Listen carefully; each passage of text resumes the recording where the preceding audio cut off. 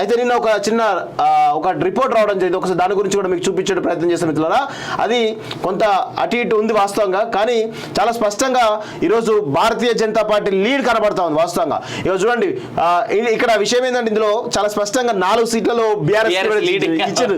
అందులో కాకపోతే BRS lead ఏముండదు, అంతా కూడా బీజేపీ డైవర్ట్ అయ్యే అవకాశం కనబడుతుంది. బీజేపీగా కాంగ్రెస్ రెండిట్లేదు, దేనికి ఒకటి డైవర్ట్ అయ్యే అవకాశం కనబడతా ఉంది. ఇక్కడ స్పష్టంగా పెద్దపల్లిలో చూడండి, నిజామాబాద్, ఆదిలాబాద్, కరీంనగర్, మల్కాజ్గిరి, సికింద్రాబాదు, చేవెళ్ళ, అదేవిధంగా భువనగిరి, అంటే దాదాపు 8 సీట్లలో చాలా స్పష్టమైనటువంటి ఆధిక్యత కనబడతా ఉంది. ఇక ఇందులో కొన్ని ఇక్కడ మెదక్ చూస్తా ఉన్నాం. మెదక్లో వెంకటరమణారెడ్డి ఆల్రెడీ అక్కడ ఫీల్డ్లో తిరుగుతూ ఉన్నాం. వెంకటరమణారెడ్డి 3rd ప్లేస్లో ఉన్నాడు. అంటే కొన్ని ఈక్వేషన్ మారుతూ ఉన్నాయి. రఘునందన్ ఇక్కడ ఉండాల్సింది ఇది ఇక్కడ ఉన్నాయి. ఎందుకంటే రఘునందన్కు చాలా పాజిటివ్ గ్రౌండ్ కనబడతా ఉంది. గతంలో ఆయన బీజేపీ వేవ్ మోడీ హవా తెలంగాణలో లేనప్పుడే ఆయనకు 2.5 లక్షల ఓట్లు రావడం జరిగింది. మరి ఇప్పుడు నీలం మధు, అదేవిధంగా వెంకటరమణారెడ్డి ఎవరైతే ఎమ్మెల్సీ వెంకటరామరెడ్డి ఎవరైతే ఉన్నారో వీళ్ళు చాలా స్పష్టంగా వాళ్ళకు నెగిటివిటీ చాలా స్పష్టంగా కనబడతా ఉంది. వెంకటరామరెడ్డిని అక్కడ ఎవరు పట్టించుకునే పరిస్థితి లేదు. ఆయనకు సొంత క్యాడర్ ఈరోజు పనిచేయకపోతే, సపోర్ట్ చేయకపోతే బీజేపీలో ఉన్నటువంటి వాళ్ళను, కాంగ్రెస్లో ఉన్న కీలకమైన నేతలను ఈరోజు ఓయో రూములలో పిలుచుకొని ఈరోజు డబ్బులు ఇచ్చి మూటలు ఇచ్చి పంపిస్తా ఉన్నాడు వెంకటరామరెడ్డి. నేను ముఖ్యంగా చెప్తాను, భారతీయ జనతా పార్టీలో ఉన్నటువంటి కీలకమైనటువంటి నాయకులు కొంతమంది అమ్ముడు పోతా ఉన్నారు.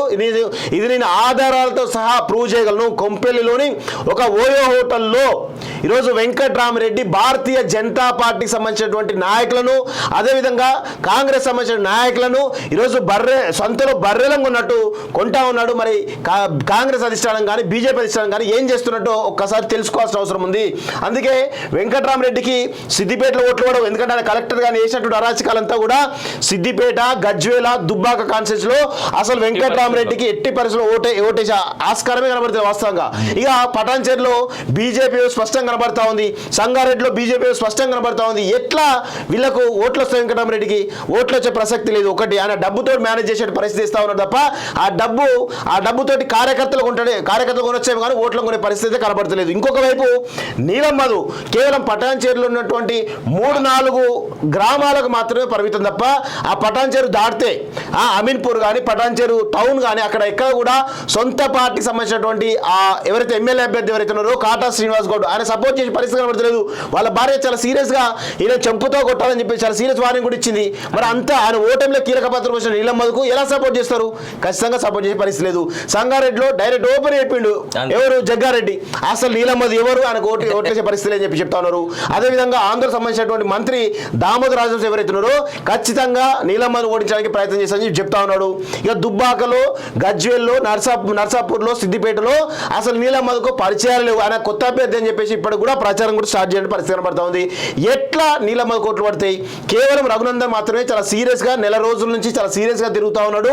అందరినీ ప్రజల్లో కలుస్తూ ప్రజల్లో మమేకమైతే పోతా ఉన్నాడు. కాబట్టి ఆయన గెలుపు అవకాశాలు చాలా బలంగా ఉన్నట్టు తెలుస్తా ఉంది. అండ్ మోర్ ఓవర్ దుబ్బాక విషయంలో రఘునందన్ చేసినటువంటి విషయం ఏంటి, అక్కడే ఉండి సస్టైనబుల్ ఇల్లు కట్టుకుని జనాల్లోనే ఉన్నాడు. ఆయన హైదరాబాద్ లో ఇల్లు ఉన్నప్పుడు కూడా అక్కడే జనాల మధ్యలో ఉన్నాడు కాబట్టి అది చాలా పాజిటివ్ ఉంది. అవును, ఇక్కడ చూడండి మహబూబ్ నగర్ విషయానికి వచ్చినట్లయితే డీకే అరుణ చెల్ల వంశీచంద్ర రెడ్డికి సంబంధించి క్లోజ్ ఫైట్ కనబడతా ఉంది. కానీ ఇక్కడ డీకే అరుణకి అక్కడ పెద్ద ఎత్తున ఆమెకు పాజిటివ్ గా ఉంది. ఎందుకంటే మన్నే శ్రీనివాసరెడ్డి ఎవరైతే బీఆర్ఎస్ అభ్యర్థులు పూర్తిగా వీక్ గా ఉన్నాడు అక్కడ.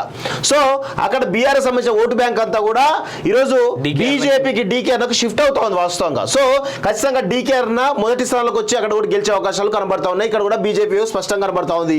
ఇక నల్గొండ, అదేవిధంగా శానంపూడి సైదిరెడ్డి వీళ్ళిద్దరి మధ్య క్లోజ్ ఫైట్ నడుస్తూ ఉంది.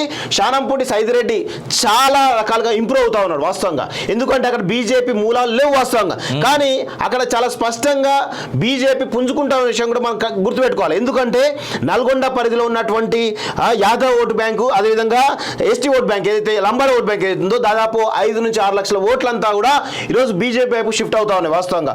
నాగార్జున సాగర్లో కానీ, సూర్యాపేటలో కానీ, ఇటు నల్గొండ టౌన్లో కానీ చాలా స్పష్టంగా భారతీయ జనతా పార్టీ మెజార్టీ కనబడతా ఉంది. కోదాడలో కూడా చాలా స్పష్టంగా పుంజుకుంటా ఉంది. సో ఈయనకు సంబంధించినటువంటి ఏదైతే కాన్స్టిట్యున్సీ కోదాడ ఏదైతుందో, కోదాడ కాదు కోదాడనే కదా సైదిరెడ్డి కోదాడ. సో కోదాడలో చాలా స్పష్టంగా ఆడ లీడ్ కనబడతా ఉంది వాస్తవంగా. ఆయన సొంత కాన్స్టిట్యూన్సీ కాబట్టి అక్కడ లీడ్ వచ్చే అవకాశం కనబడుతుంది. సో భారతీయ జనతా పార్టీ అక్కడ చాలా పెద్ద ఎత్తున పుంజుకుంటా ఉంది. ఎందుకు పుంజుకుంటా ఉంది? ఇంకొక విషయం ఏంటంటే ఈరోజు కుందూరు రఘువీర్ రెడ్డి జానారెడ్డి కొడుకు, ఆల్రెడీ జానారెడ్డి ఇంకో కొడుకు ఎవరైతున్నారో ఆయనే నాగార్జున సాగర్ ఎమ్మెల్యేగా ఉన్నాడు. ఇక వారసత్వం అంతా కూడా అక్కడ జానారెడ్డికి సంబంధించిన నెగిటివ్ అంతా కూడా నల్గొండ జిల్లా వ్యాప్తంగా కనబడుతూ ఉంది.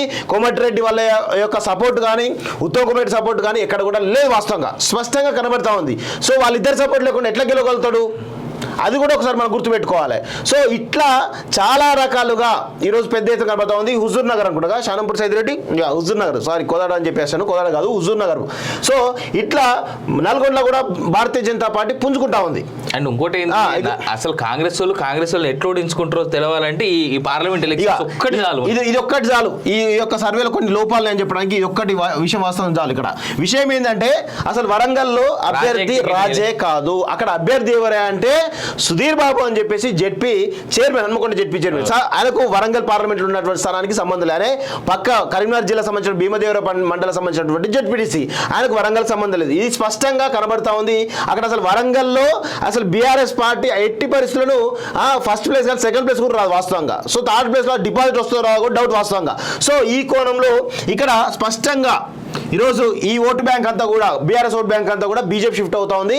అందులో ఆరూరు రమేష్ చాలా స్పష్టంగా గ్రౌండ్ లో మాదిగా ఓటు బ్యాంక్ అంతా కూడా ఏకం కాబోతుంది. అదేవిధంగా వరంగల్ వెస్ట్, ఈస్ట్, పరకాల్లో 3 కాన్స్టిట్యూన్స్ లో చాలా పెద్ద ఎత్తున లీడ్ రాబోతుంది. అదేవిధంగా వర్ధన్నపేటలో ఈయన ఓన్ కాన్స్టిట్యూన్సీ కాబట్టి అక్కడ 1,00,000కు పైగా మెజారిటీ ఓన్లీ వర్ధన్నపేటలోనే ఆరూరు రమేష్ రాబోతుంది. కాబట్టి ఇక 3 కాన్స్టిట్యూన్సీలు భూపాలపల్లి కానీ లేదంటే పాలకుర్తి కానీ స్టేషన్ కనుపూర్ కానీ ఈ 3 కాన్స్టిట్యూన్సీలు కనుక కొంచెం బలంగా ఆయన పుంజుకుంటే కనుక ఆయన గెలుపు చాలా సునాయాసంగా కనబడతా ఉంది.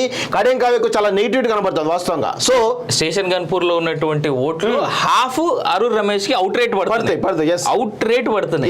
కావ్యని మొన్న అరూర్ రమేష్ చేసినటువంటి స్టేట్మెంట్స్ ఏవైతున్నాయో కావ్య నజీర్ ఖాన్ అనే గుంటూరు వ్యక్తి వల్ల, సో అది చాలా బలంగా ప్రజల్లోకి వెళ్ళింది వాస్తవానికి.